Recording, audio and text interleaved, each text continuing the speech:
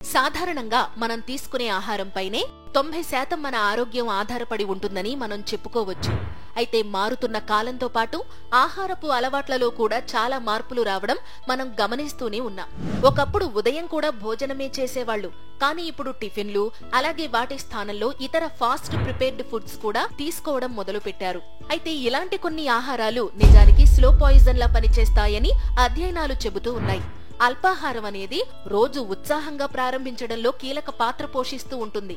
అందుకే అల్పాహారం చాలా న్యూట్రిషన్ రిచ్ గా ఉండాలి. ఇక సిటీ లైఫ్ లో బ్రెడ్, జామ్, శాండ్విచ్ ఇలా బ్రెడ్ తో చేసినవి బ్రేక్ఫాస్ట్ గా చేస్తూ ఉంటారు. నిజానికి బ్రెడ్ లో అధికంగా ఉండే కార్బోహైడ్రేట్లు జీర్ణక్రియకు చాలా హాని చేస్తుంటాయి. ఇక బ్రెడ్ ను తరచూ తినడం వల్ల మధుమేహం, ఊబకాయం వంటి సమస్యలు వచ్చే అవకాశం కూడా ఎక్కువగా ఉంటుంది. అలాగే ఈ ప్యాక్డ్ ఫుడ్స్ లో పోషకాలు ఏమీ ఉండకపోగా అధిక సోడియం, అనారోగ్యకర కార్బోహైడ్రేట్లు ఎక్కువగా ఉంటాయి. ఇవి ఉదయాన్నే బ్రేక్ఫాస్ట్ గా తీసుకుంటే ఆరోగ్యం చెడిపోయే రిస్క్ బాగా ఎక్కువ.